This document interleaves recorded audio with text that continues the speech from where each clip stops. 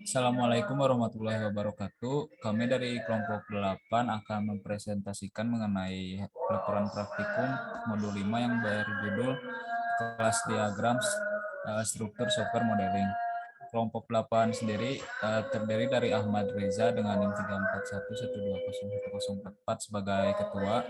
Kemudian ada Ayunur Oktaviani dengan NIM 34112011047. Kemudian saya sendiri Noval Sabili dengan NIM 34112011057. Kemudian ada Muhammad Ali Fadilah Akbar dengan NIM 34112011042. Lalu ada Muhammad Agni dengan NIM 34112011137.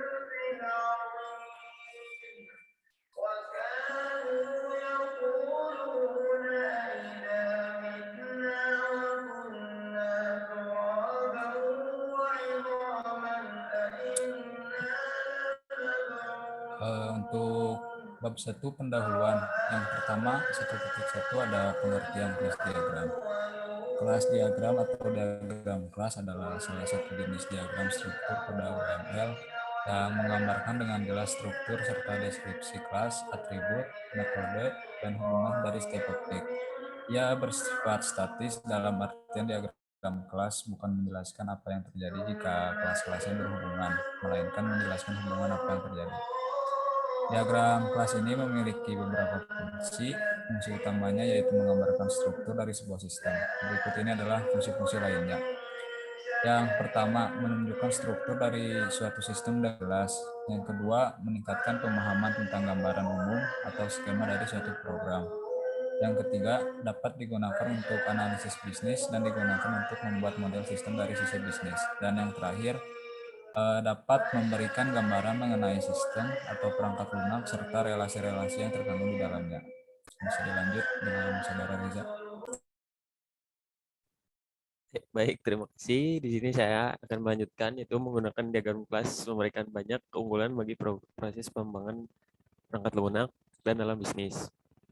Yaitu berikut di sini adalah keunggulan dari diagram kelas. Yang pertama ada diagram kelas berfungsi untuk menjelaskan suatu model data untuk sebuah program, baik model data sederhana maupun kompleks. Lalu yang kedua memberikan gambaran umum tentang skema aplikasi dengan jelas dan lebih baik. Lalu yang ketiga membantu untuk menyampaikan kebutuhan dari suatu sistem.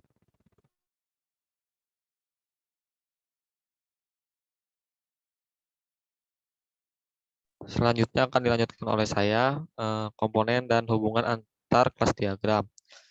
Yang pertama ada komponen atas. Komponen ini berisikan nama kelas. Setiap kelas pasti memiliki nama yang berbeda-beda.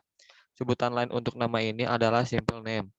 Yang kedua ada komponen tengah. Komponen ini berisikan atribut dari kelas. Komponen ini digunakan untuk menjelaskan kualitas dari suatu kelas. Atribut ini dapat menjelaskan dapat ditulis lebih detail dengan cara memasukkan tipe nilai. Yang ketiga ada komponen bawah. Komponen ini menyertakan operasi yang ditampilkan dalam bentuk daftar. Operasi ini dapat menggambarkan bagaimana suatu kelas dapat berinteraksi dengan data. Selanjutnya akan dilanjutkan oleh Agni.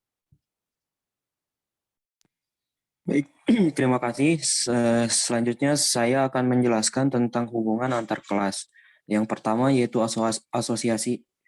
Pertama ada asosiasi. Asosiasi dapat diartikan sebagai hubungan antar dua kelas yang bersifat statis. Biasanya asosiasi menjelaskan kelas yang memiliki atribut tambahan seperti kelas lain.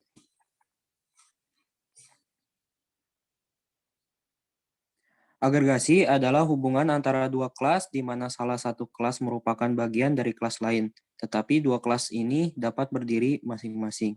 Contohnya yaitu buku dan perpustakaan. Dan terakhir yaitu pewarisan atau inheritance dapat disebut juga generalization. Dalam kelas diagram adalah suatu kemampuan untuk mewarisi seluruh atribut dalam metode dari kelas asalnya atau superkelas ke kelas lain yaitu subkelas.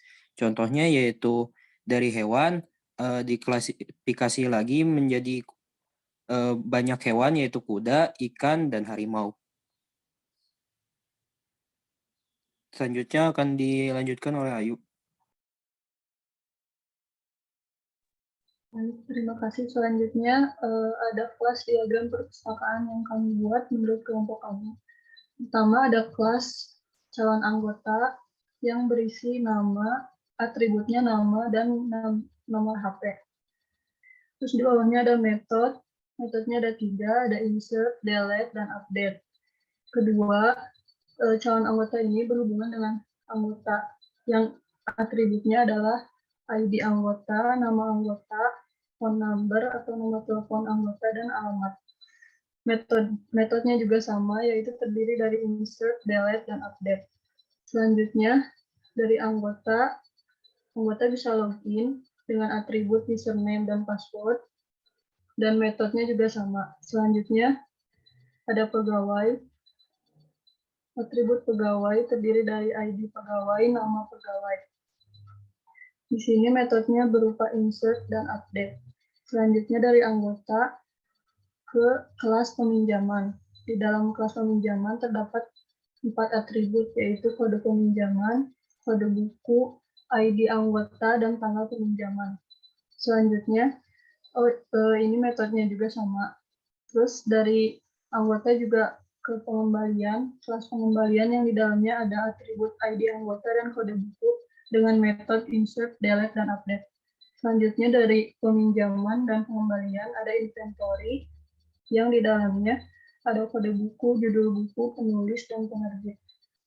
Metodenya berupa insert, delete, dan update. Semuanya berhubungan secara asosiasi. Terima kasih.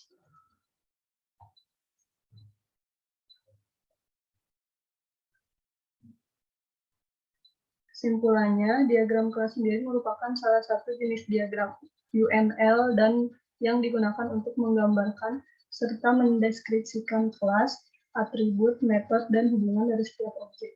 Ia juga memiliki beberapa fungsi, salah satunya adalah dapat memberikan gambaran mengenai sistem atau perangkat lunak serta relasi-relasi yang terkandung di dalamnya.